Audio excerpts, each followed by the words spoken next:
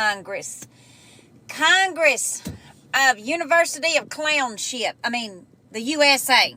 First and foremost, the way y'all treated Mr. True, you ought to be ashamed of yourself. You made us all look like a bunch of idiots, and you made us look like a bunch of angry Americans.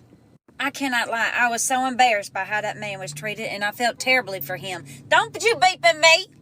That man was just as kind, professional, and courteous, and patient as I have ever seen before. And every question y'all asked him, the gentleman tried to answer it, and y'all would cut him off. That ain't what I asked. Well, hell, maybe y'all need to ask it in kindergarten terms, because didn't nobody understand what none of y'all was trying to ask. Y'all really had that man in Congress asking him questions about Wi-Fi. Baby, you better call AT&T, because he ain't the one. What really irked my nerves is they sat up there talking about they worried about the children of this country. Let me tell you something. The last government official or important person of this country that I feel cared about our youngins was the Queen, one and only, Michelle Obama, when she changed the lunches to be healthy in school. Fast forward years later, and now our children are walking into school with bulletproof backpacks. But you worrying about an app and how long a child stays on an app. That ain't the app's problem, honey. That's the parents' problem. Do parents not understand that 8 o'clock they could be like, okay, it's bedtime, give me your phones? And the hypocrisy of y'all thinking that the book face ain't doing something terrible that this app ain't. I can tell you one thing. I think the book face is listening to me, because every flipping time I say something to my husband, like, I wonder who's got cat food on sale this week, I can open up the book face and guess what I see? Cat food ads. The clownery that I seen trying to blame this app for so many other things that other apps do as well. Y'all making me feel like y'all made me feel during COVID when we was all got stuck in our house. We couldn't leave. There was curfews and probations and Lord, everything else, which is why half of us came to this app to find companion and friendship and, see what people are doing in their day-to-day lives. How are they getting through this terrible situation? But why ain't y'all worried about more important things in this country? Did you know that fentanyl in this country is a daggum epidemic? That every 8 seconds somebody overdoses? But you worried about TikTok.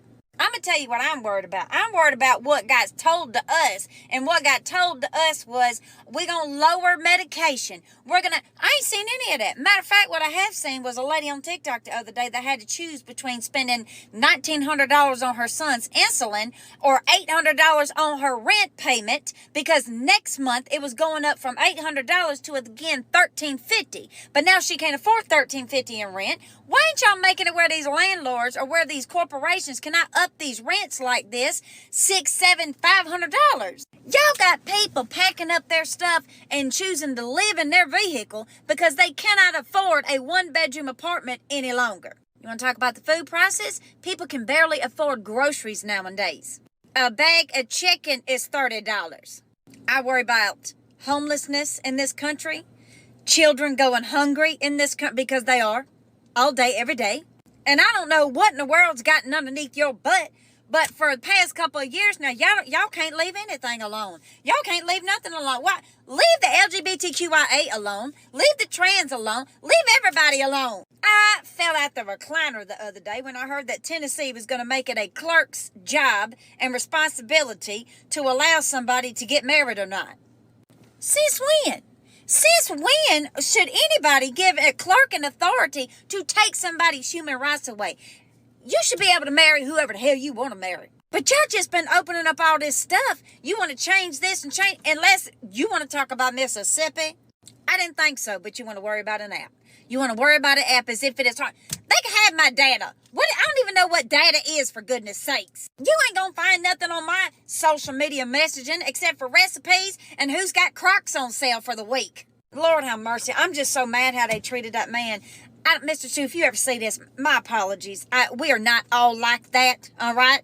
The amount of disrespect you were given for 4 to 5 hours shocked the hell out of me. And let me leave y'all with this. I think it's about time we get some younger people in Congress, all right? Because let me tell you, the old ones in there right now, you do something with this app like that, you ain't going to nobody's house for Christmas. And if you do, you're going to get a cold chicken leg from one of your grandchildren. You damn sure ain't getting nothing for Christmas ever again. And you definitely ain't getting invited to no more family reunions. And ain't nobody going to vote for your butt. Leave stuff alone that don't need to be messed with, all right? This app wasn't doing anything to y'all, but I think it's got something to do with far more things than any of us can possibly know. I think it's got to do with money and control.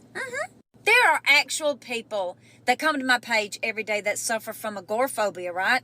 And they enjoy my come with me videos where I go to the post office, I go to Walmart. They get to see a little glimpse of what it would be like, you know, if they got to do those things, but they're not able to right now. So they enjoy that from me. I am a mother figure to 11 million people, whether they are the same age, younger than me, older than me. It doesn't matter. There's a little piece of their inner child getting healed because they finally know what it feels like to have a mother that actually cares about them, that checks on them, that looks them in their face and says, I'm proud of you. They're healing themselves.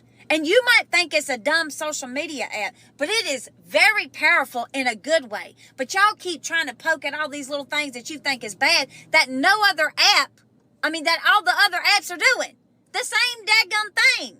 Y'all focusing on the wrong thing, honey, and you're going to be messing up 150 million people's lives.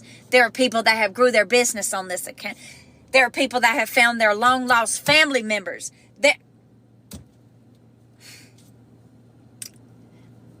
Yeah.